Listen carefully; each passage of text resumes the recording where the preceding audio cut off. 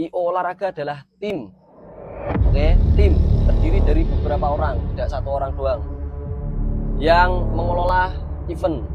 Yang kedua, perencanaan hingga evaluasi event olahraga.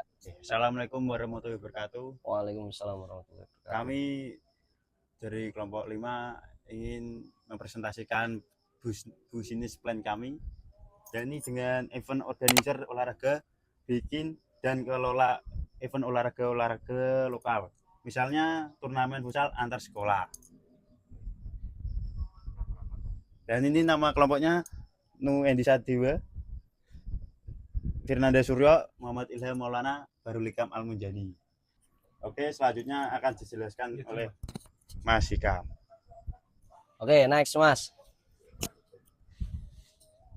Nah, jadi event organizer olahraga yang pertama, membuat dan mengelola event olahraga lokal. Yang kedua, untuk turnamen futsal antar sekolah. Jadi tidak untuk futsal doang, semua cabang olahraga. Oke, next Mas. Nah, untuk pendahuluan. Yang pertama, olahraga penting bagi siswa.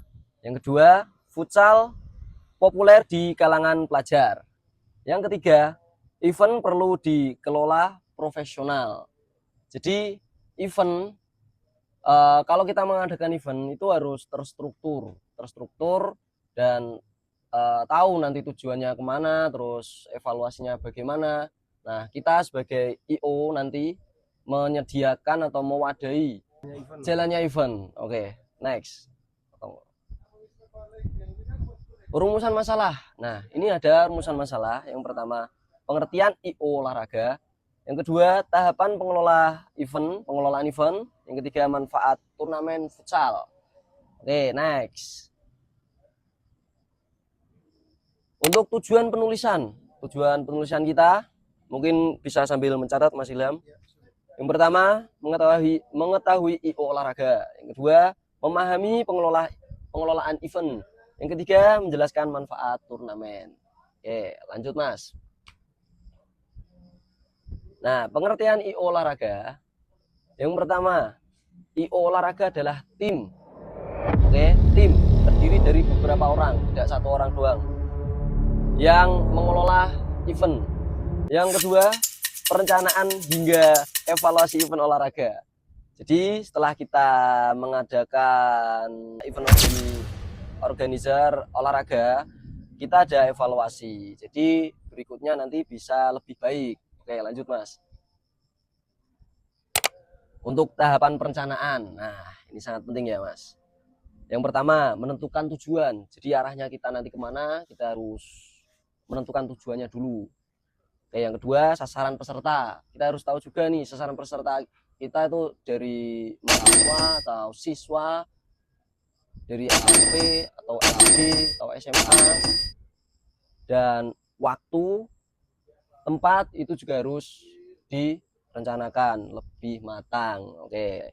Yang keempat, tentunya anggaran dan panitia. Jadi kita harus membentuk panitia yang matang juga. Oke, next Mas, mungkin bisa di next.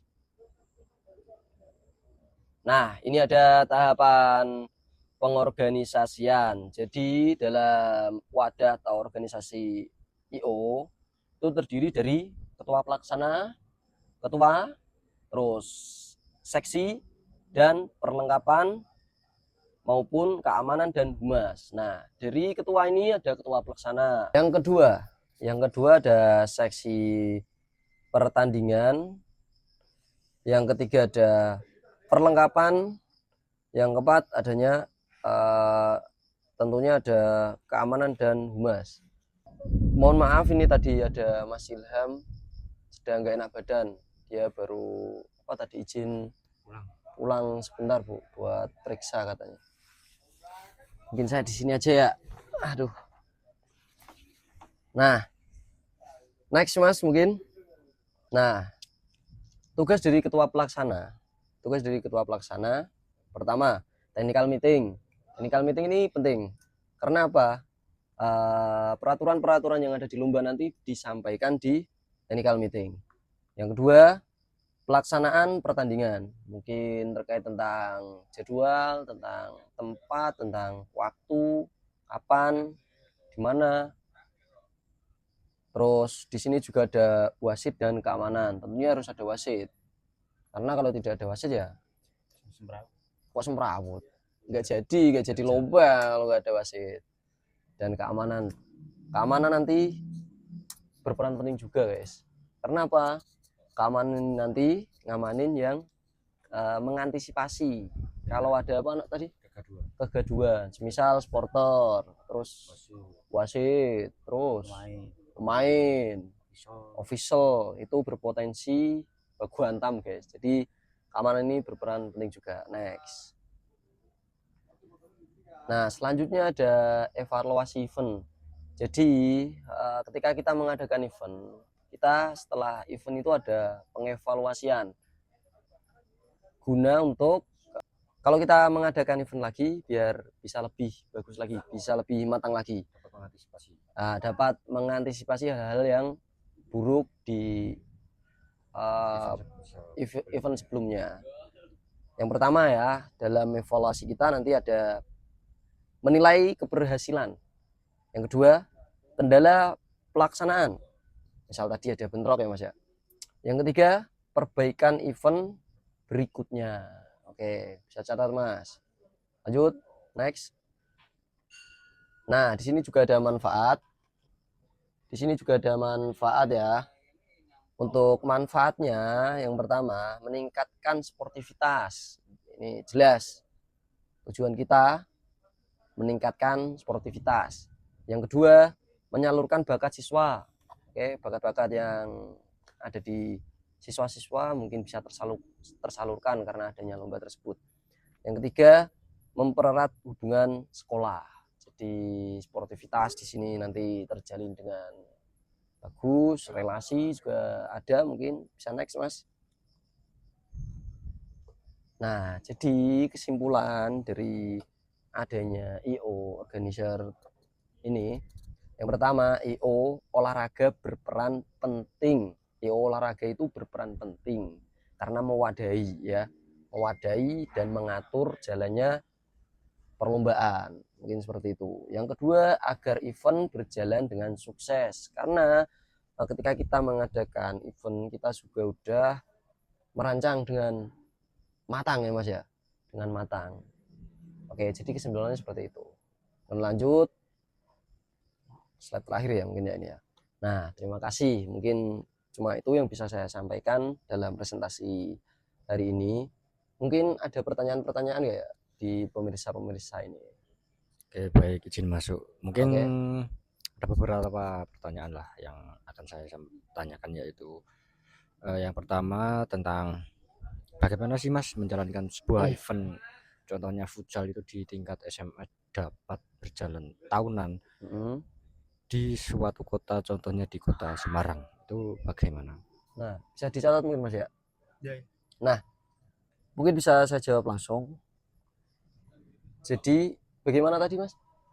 Bagaimana membuat event itu Bisa berjalan dengan tahunan ya? Iya, nah, di tingkat SMA. Oke. Kita sebagai IO itu harus merancang perlombaan itu dengan sangat megah. Dalam artian seperti ini. Bagaimana cara kita untuk membuat event itu sebagai event tahunan? Mungkin kalau dari IO ini nanti diperbanyak dari sponsorshipnya. Jadi kita harus kolaborasi dengan pihak-pihak terkait. Misalnya dengan air mineral seperti halnya di Ugris ini ya, ada air mineral. Terus kita kerjasama dengan apalagi toko olahraga, terus mungkin bank juga bisa. Jadi perbanyak relasi sponsorshipnya. Mungkin di situ bisa menjawab Mas, karena ketika kita mendapat sponsor banyak, kita bisa menyalurkan sponsor itu menjadi sebuah anggaran di mana bisa menaikkan itu Mas. Misal juara 1 8 juta, juara 2 5 juta, juara 3 3 juta, kayak seperti itu. Jadi minat dan semangat para peserta itu bisa tumbuh. Jadi bisa dibuat event tahunan. Oke, baik. Itu kan untuk pendanaan ya, mungkin perbanyak untuk sponsor dan lain sebagainya. Bagaimana sih untuk strukturnya? Entah itu butuh bendahara, sekretaris, si apa-apa gitu. Nah, di sini tadi udah dijawab. Coba Mas, slide-nya tadi. Nah, di sini tahapan pengorganisasian, ada ketua pelaksana sebagai penanggung jawab. Yang kedua, seksi pertandingan. Jadi seksi pertandingan itu nanti dia stay di lapangan dia. Ketika kita ada butuh seperti apa, butuh bola lagi karena bolanya meletus atau butuh perawatan medis atau apa, itu peran seksi pertandingan ini penting. Dan ada perlengkapan juga. Perlengkapan ini disiapkan oleh panitia kita. Gitu Mas. Jadi kalau segi struktur itu aman, kita udah menyiapkan dengan matang. Oke, baik. Ya, pertanyaan berikutnya itu tentang bagaimana sih keamanan dari sebuah event itu dapat berjalan dengan baik jikalau nanti ada kegaduhan antara pemain dengan pemain, supporter dengan supporter, official dengan official, terus nanti keributan di lapangan begitu. Bagaimana sih untuk menanggulangi hal tersebut? Oke, mungkin saya jawab ya. Untuk segi keamanan dari IO kita ya, kita di sini Mas, jadi keamanan itu sangat penting bagi kita. Karena apa? Keamanan itu nanti bisa menghandle atau meminimalisir bentrok antar supporter, antar peserta, antar official. Berarti ada seperti operasi gitu atau bagaimana dari panitia? Oh jelas. Jadi ketika supporter masuk, kita ada mungkin 2 atau 4 orang nanti di gerbang buat ngecek barang, mungkin bawa sajam atau nah itu karena kita keamanan ini melibatkan anggota kepolisian juga Mas, dari kepolisian, dari tentara, jadi tidak cuma mahasiswa doang, jadi kita jamin keamanannya kalau pakai IO kita. Itu seperti itu. Berarti keamanan untuk parkir juga jelas udah clear ya? Udah clear, karena kita masuk nanti kita udah ada tiket, dan di dalam tiket tersebut udah ada penanggung jawabnya, jadi aman. Ketika ada barang kehilangan, tanggung jawabnya si parkir. Tuh Mas. Mungkin pertanyaan terakhir ya dari saya itu tentang kan kita mau membuat sebuah event futsal itu di kalangan SMA ya kan? Di kalangan SMA. Berarti nanti kita untuk promosinya itu bagaimana? Entah kita nanti bagi brosur atau kita ke sekolahan atau kita join dengan keolahragaan yang ada di kota, organisasi di kota gitu. Oke, dalam pemasaran itu maksudnya nanti periklanan ya Mas ya. Jadi kita kan hidup di dunia digital, dimana mudah banget tuh menyampaikan informasi-informasi, misal di TikTok bisa, di platform Facebook bisa, di Instagram bisa. Jadi kita juga menyebar brosur di beberapa sekolah yang notabene dekat dengan wilayah kita sebar brosur undangan gitu. Yang kedua tentunya pakai periklanan dunia digital tadi. Di TikTok ada ya berbayar, tapi setidaknya kita bisa menjangkau luas peserta-peserta yang mau daftar di event kita. Gitu Mas. Oh iya, kayaknya ada yang mau bertanya tadi tentang bagaimana sih Mas menjamin keamanan untuk para pemain, dan pemain ini kalau saat bertanding itu tentang bola, lapangan, dan juga transitnya itu bagaimana sih? Kalau mengenai tentang itu kita udah menyiapkan Mas. Ketika jalannya pertandingan, kita di situ udah ada petugas kesehatan. Kita juga melibatkan kolaborasi dengan mahasiswa UGRIS. Di mahasiswa UGRIS PJKR itu ada pelajaran tentang sport massage, di mana itu kalau ada yang cedera mungkin langsung bisa ditangani di situ. Tuh. Terus yang kedua, ada PMR juga ya mungkin. Tetap ada PMR, kita juga kolaborasi dengan PMR.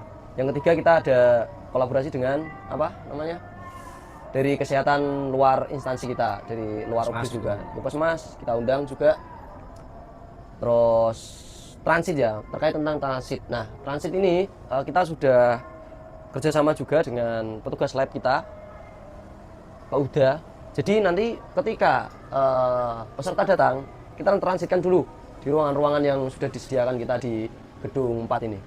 Jadi kalau masalah transit aman mas, keamanan sudah terjamin semua karena kita sudah menyiapkan dengan matang. Itu peran penting IO. Jadi gitu. Jadi nggak usah bingung nanti, wah ini datang nanti gimana gini tidur di mana lah, aman. Transit sudah kita sediakan. Kan mungkin dari teman-teman banyak yang takutnya itu transitnya inilah apalah gitu kan. Banyak juga dari yang pengalaman lah. Iya. Dari pemain-pemain pro gitu Iya. di Kota Semarang kan banyak juga ya kan. Banyak juga. Bibit-bibit dari SMA. Wah banyak nggak terhitung itu mas. Mungkin ada yang ditanyakan dari Mas Suryo.